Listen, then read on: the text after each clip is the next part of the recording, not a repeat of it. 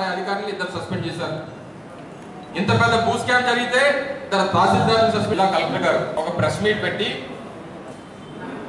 విశాఖపట్నంలో ఉన్నటువంటి అనేక భూములకు సంబంధించి అనేక అంశాలు అనేక విషయాలు ఆయన తెలియజేశారు. తెలియజేస్తూ ఇద్దరిని తహసీల్దారులు కూడా సస్పెండ్ చేశామన్నటువంటి మాటని ఆయన చెప్పడం జరిగింది. ప్రభుత్వం 2014లో తెలుగుదేశం పార్టీ అధికారంలోకి వచ్చిన తర్వాత అక్టోబర్ నెలలో వచ్చినటువంటి హుదూద్ తుఫాన్లో ఈ వేల ఎఫ్ఎంబీలు ప్రాంతాలకు సంబంధించినటువంటి డాక్యుమెంట్లన్నీ కూడా కొట్టుకుపోయి కనబడట్లేదు అన్నటువంటి విషయాన్ని చెప్పారు.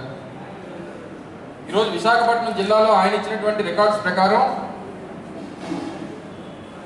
భీమిలి నియోజకవర్గంలో దాదాపు 4,500 ఎకరాలు, పెందుర్తి నియోజకవర్గంలో దాదాపు 3,500 ఎకరాలు, అనకాపల్లి నియోజకవర్గంలో దాదాపు 6,500 ఎకరాలు, అలాగే యలమంచిల్లో ఒక 4,000, అలాగే విశాఖపట్నం నగరంలో అత్యంత విలువైనటువంటి ఒక 300 ఎకరాలు. వీటికి సంబంధించినటువంటి రికార్డ్స్ అన్నీ కూడా మిస్సింగ్. వీటి మీద సమగ్రమైనటువంటి విచారణ జరుపుతాం, దానికి సంబంధించినటువంటి ఏదో కమిటీ వేస్తున్నట్టు కూడా చెప్పినటువంటి సందర్భాలు చూసాం. దీని మీద అలాగే రాష్ట్ర రెవెన్యూ శాఖ మంత్రి అలాగే డిప్యూటీ సీఎం గారు మరి 3 సంవత్సరాల తర్వాత ఇదే మొదటిసారి అనుకుంటా మాట్లాడటం. రేపు జూన్ 15వ తారీఖున బహిరంగ విచారణ చేపడతా ఉన్నాం. ఎవరికైనా ఏమన్నా అనుమానాలు ఉన్నా ఏదైనా ఇబ్బందులు ఉంటే వచ్చి అక్కడ పాల్గొనమని చెప్పి ఆయన కోరడం జరిగింది.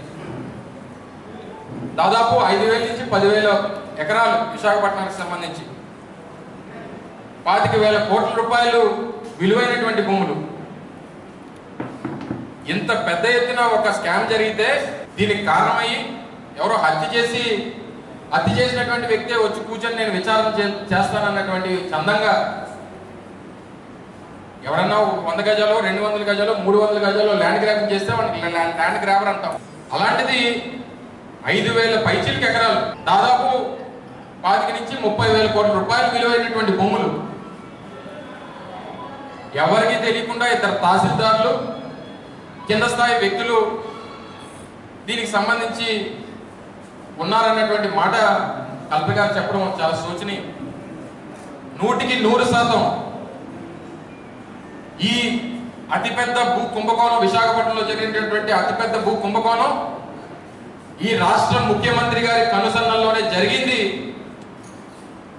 దానికి నిన్న కలెక్టర్ గారు మాట్లాడినటువంటి మాటలే ఆధారం అని చెప్పి సందర్భంగా తెలియజేస్తా ఉన్నాం.